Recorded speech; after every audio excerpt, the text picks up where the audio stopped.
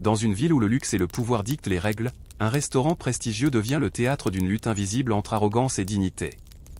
Roré, un jeune homme humble et travailleur, sert chaque soir des clients fortunés, observant de près un monde auquel il n'appartient pas. Malgré son sourire professionnel et sa patience infinie, il endure en silence les remarques condescendantes et les humiliations quotidiennes. Parmi les habitués du restaurant, un nom se démarque, Eduardo Faria. Magnat de la finance, arrogant et méprisant, il incarne la supériorité froide de ceux qui ont toujours connu la richesse. Pour lui, Roré n'est qu'une ombre, un pion insignifiant dans un monde où seuls les puissants méritent d'être respectés. Eduardo aime jouer avec ceux qu'il considère comme inférieurs. Il claque des doigts pour appeler Roré, lui tend son verre vide sans un mot, et va jusqu'à renverser du vin sur la table, exigeant qu'il s'agenouille pour nettoyer. « Mais tu devrais me remercier, garçon. Tu es payé pour ça, non ?» dit-il avec un sourire cruel, alors que Roré essuie le liquide rouge qui tache son uniforme. Les autres clients rient doucement, habitués à son mépris. Mais derrière les apparences, Roré n'oublie rien. Chaque humiliation est gravée dans sa mémoire. Il n'a peut-être ni richesse ni influence, pour l'instant. Restez avec nous jusqu'à la fin pour découvrir comment Roré transformera son destin et fera payer chaque humiliation. Vous ne voudrez pas manquer ce qui va suivre.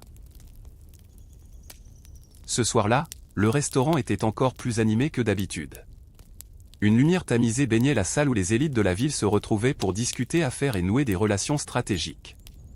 Roré, comme à son habitude, se fondait dans le décor, enchaînant les commandes et les allers-retours entre la cuisine et les tables.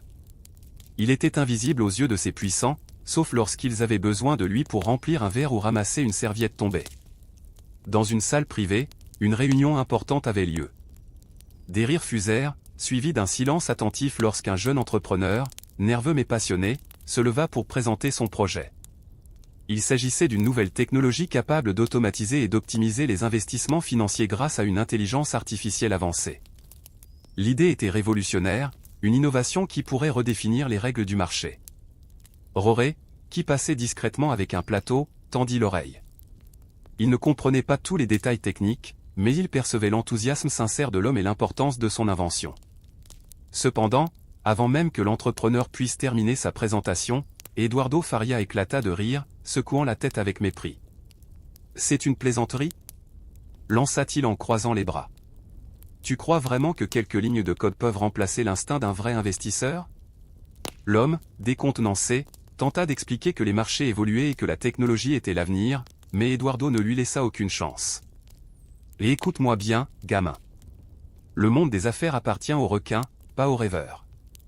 Si ton idée valait quelque chose, tu serais déjà riche et pas ici à mendier mon argent. » Il fit un signe désinvolte à un de ses assistants, indiquant que la réunion était terminée.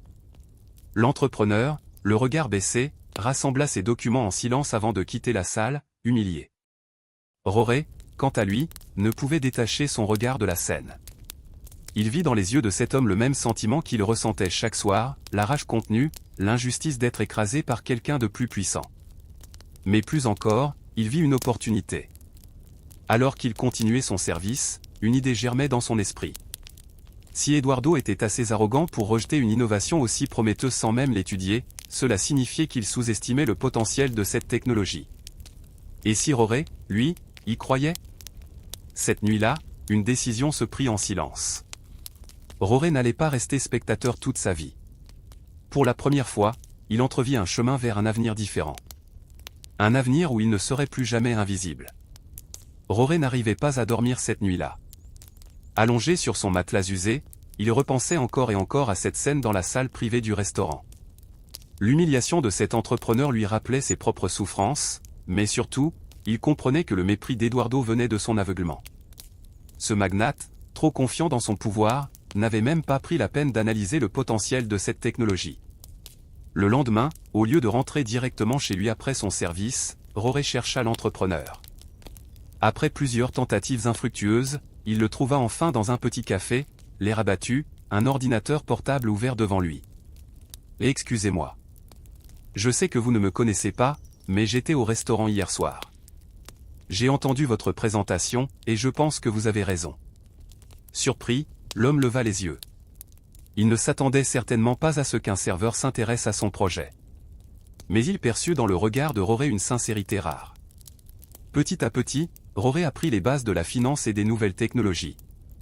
Il consacra chaque minute de son temps libre à lire, à regarder des vidéos éducatives, à poser des questions. Il économisa chaque centime de son salaire, vivant plus modestement encore qu'avant. Et surtout, il écouta. Il comprit que les grandes fortunes ne se faisaient pas simplement par héritage ou chance, mais par la capacité à voir ce que les autres ne voient pas. Après plusieurs mois de sacrifices, Roré et son nouvel associé mirent au point un prototype de la technologie rejetée par Eduardo. Avec une audace qui le surprit lui-même, Roré contacta de petits investisseurs, convaincu que le monde regorgeait de personnes prêtes à croire en une innovation tant qu'on leur en prouvait la valeur. La chance lui sourit. L'un de ces investisseurs, impressionné par sa détermination et par la solidité du projet, leur accorda un financement initial. C'était peu, mais suffisant pour lancer leur première version sur le marché.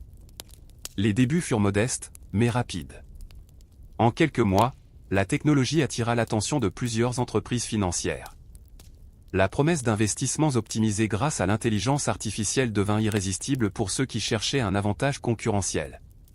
Très vite, la plateforme se développa, attirant des millions de dollars d'investissement. Roré, autrefois simple serveur, se retrouva soudain à diriger une start-up florissante. Il apprenait vite, prenait des décisions stratégiques et surtout, il se souvenait toujours de la raison pour laquelle il s'était lancé dans cette aventure, ne plus jamais être à la merci de ceux qui méprisaient les autres. Pendant ce temps, Eduardo continuait à gouverner son empire avec arrogance, sans se douter qu'un ancien serveur qui l'avait humilié était en train de bâtir une révolution financière qui allait bouleverser tout son monde. Le temps passait, et tandis que Roré consolidait son empire financier avec une rapidité fulgurante, Eduardo Faria, lui, continuait à régner en maître sur ses affaires, du moins, c'est ce qu'il croyait. Son arrogance n'avait fait que croître avec les années. Convaincu d'être intouchable, il méprisait encore ceux qui osaient remettre en question son intuition légendaire pour les affaires. Mais ce qu'il ignorait, c'est que les règles du jeu avaient changé. L'outil technologique qu'il avait autrefois ridiculisé était en train de redéfinir le marché. La plateforme de Roré et de son associé avait conquis le secteur financier, proposant des solutions d'investissement plus efficaces et plus rapides que n'importe quelle stratégie traditionnelle. Les grands fonds d'investissement, les banques et même les clients les plus fidèles d'Eduardo commençaient à migrer, attirés par la promesse de performances supérieures. Au départ, Eduardo n'y prêta pas attention. Des modes passagères, disait-il à ses partenaires. Ils reviendront quand ils verront que ces algorithmes ne remplacent pas l'expérience humaine. Mais bientôt, les chiffres commencèrent à parler d'eux-mêmes. Les pertes s'accumulaient. Les actionnaires s'impatientaient. La confiance dans son empire commençait à s'effriter. Lors d'une réunion cruciale avec son conseil d'administration, les visages étaient fermés. L'un des membres osa enfin dire ce que tout le monde pensait. Eduardo, notre modèle devient obsolète. Nous devons évoluer, investir dans cette nouvelle technologie, collaborer avec ceux qui la maîtrisent. Furieux, Eduardo refusa d'écouter. Il frappa la table, balayant les inquiétudes d'un revers de main. Je ne ferai jamais affaire avec ces imposteurs. Ce ne sont que des amateurs. Mais la réalité était implacable. Les investisseurs, inquiets, commencèrent à retirer leur argent. Les médias financiers se firent l'écho de la situation critique de son entreprise. Pire encore, certains de ses anciens alliés le trahirent, préférant sécuriser leurs capitaux ailleurs. L'empire d'Eduardo, autrefois inébranlable, vacillait dangereusement.